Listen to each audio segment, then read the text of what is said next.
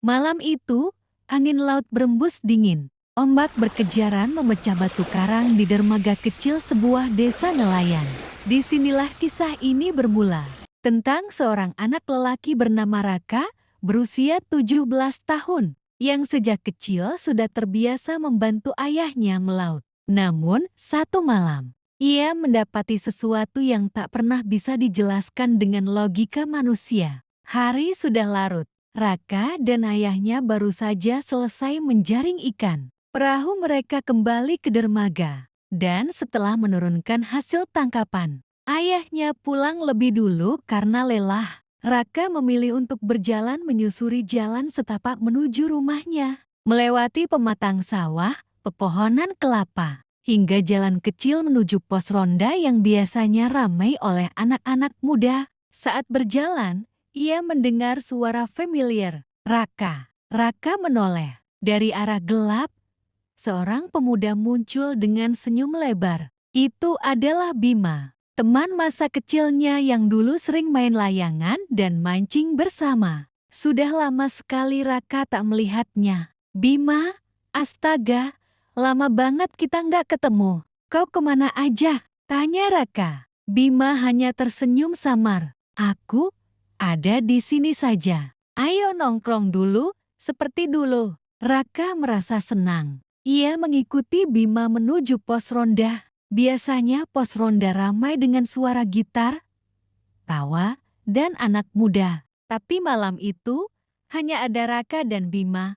Lampu minyak bergoyang tertiup angin, menciptakan bayangan panjang yang bergerak-gerak di dinding bambu. Mereka duduk, bercanda, bercerita tentang masa kecil. Anehnya, setiap kali Raka bertanya soal keluarga Bima, dia selalu menghindar dengan jawaban pendek. Ah, jangan bahas itu. Ceritakan saja kabarmu. Suara jangkrik bersahutan. Angin malam makin menusuk tulang.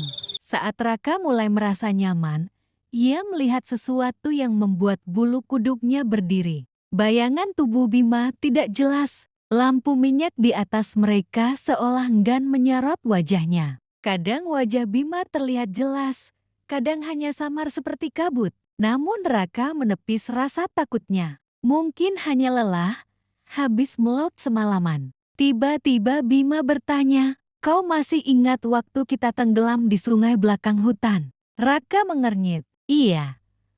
Tapi kau selamatkan waktu itu?" Bima menatapnya dengan mata kosong. "Kau yakin aku selamat?" Raka tertawa kiku. "Ya iyalah. Kalau enggak, kita nggak mungkin duduk di sini sekarang, kan?" Bima tidak menjawab. Angin makin kencang. Pos ronda berderit. Suasana semakin aneh.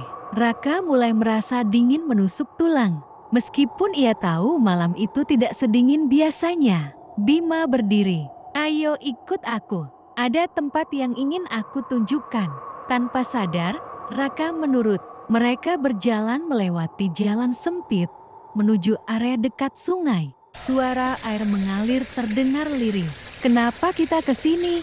tanya Raka. Bima berhenti di tepi sungai. "Karena disinilah aku berakhir." Lampu minyak yang mereka bawa berkedip-kedip. Dalam cahaya redup, Raka melihat wajah Bima berubah pucat. Matanya kosong, kulitnya membiru seperti orang yang lama terendam air. Raka tertegun. "Bima, kau ini siapa?" Dengan suara serak, Bima menjawab, "Aku mati di sungai ini, tenggelam waktu kecil. Kau pulang, tapi aku tertinggal." "Kau lupa?" Tubuh Raka bergetar hebat. Ia mundur, tapi langkahnya kaku. Air sungai bergolak meski tidak ada angin.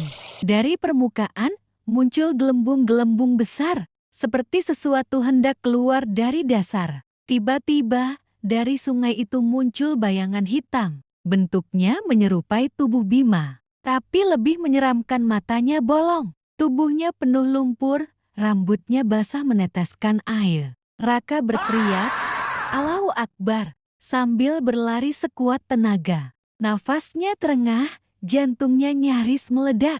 Ia berlari menuju rumah, tidak berani menoleh. Saat sampai di rumah, ia melihat jam tepat pukul 3 dini hari. Anehnya, Bajunya basah kuyup, padahal ia tidak menyentuh air sungai. Keesokan paginya, Raka menceritakan kejadian itu pada ibunya. Ibunya hanya terdiam, lalu berkata dengan suara bergetar, "Raka, Bima sudah meninggal. Bertahun-tahun lalu, waktu kalian main di sungai, dia tenggelam. Kau selamat, tapi dia tidak." Raka terdiam membeku, kakinya lemas, seakan tak mampu menyangkal kenyataan itu. Kenangan masa kecilnya kembali saat ia ditarik dari sungai oleh orang dewasa. Tapi memang benar saat itu hanya dirinya yang selamat. Sejak malam itu, Raka tak pernah berani lewat pos ronda seorang diri. Ia selalu merasakan tatapan dari kegelapan. Dan tiap kali melewati sungai itu, ia mendengar bisikan samar, "Raka, ayo main lagi." Dan kadang, ia melihat bayangan seorang anak berdiri di tepi sungai tersenyum, melambai, lalu lenyap di telan kabut malam.